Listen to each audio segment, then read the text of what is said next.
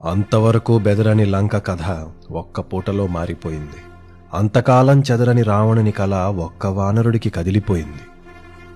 ఎవడో ఒక్కడు ఎలా వచ్చాడో ఎప్పుడొచ్చాడో. సైన్యం వెళుతోంది, చస్తోంది. మంత్రులు వెళుతున్నారు కానీ తిరిగి రావట్లేదు. చిన్న చిన్న విషయాలకు విసిగించొద్దనే ప్రభువు 10 తలలు పట్టు కూర్చున్నాడు. ఎవడీ ప్రాణి? ఇక తప్పక అతని కొడుకుల్లో బ్రహ్మాస్త్రము వంటి ఇంద్రజిత్తుని పంపాడు.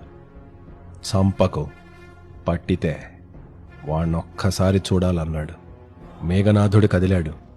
ఒక్కో కక్ష దాటి అశోకవనం వైపు వెళుతున్నాడు. దగ్గర పడే కొద్దీ అలజడి పెరుగుతోంది. అదిగో అసురుల ఆర్తులు వినిపిస్తున్నాయి. పిడికిట ధనస్సు గట్టిగా పట్టి ఆఖరి ద్వారం దాటాడు. పిచ్చెక్కిన పిశాచాల్లా అటూ ఇటూ చిందరవందర పరుగులు. ఎక్కడికక్కడ జుగుప్స కలిగే మాంసపు ముద్దల జిగురులు. ఫల్గుణ శుక్ల అమావాస్య. ఆకాశంలో మెరుపులు. ఏయ్, ఎక్కడ్రావాడు అని కేకవేశాడు. ఒక అసురుడు వణికిపోతూ ప్రాకారంపైకి వేలు చూపాడు. అప్పుడే తడియంటి నింగిజారిన మెరుపు వెలుగులో ఆ భయంకరుణ్ణి చూశాడు. ఒక్క పొంగులో సింహగర్జన చేయగా ఆ కేకకి త్రికూటమే వణికిపోయింది.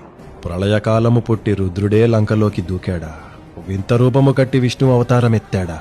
ఆ ప్రాణి ఏదో జపం చేస్తోందే. ఏంటది? ఆకాశంలోకి అంతర్ధానమైన మేఘనాథుడు అప్పుడు విన్నాడు. జయత్యతి బలో రామో లక్ష్మణశ్చ మహాబలః రాజా జయతు సుగ్రీవో రాఘవేణాభిపాలితః దాసోహం కౌసలేంద్రస్య రామస్య క్లిష్టకర్మణః హనుమాన్ శత్రుసైన్యానాం నిహంతా మారుతాత్మజః. ఒక్క క్షణం మూకల్ని బాధేసి వనాలని కూల్చేసి నాశనం చేస్తోంది.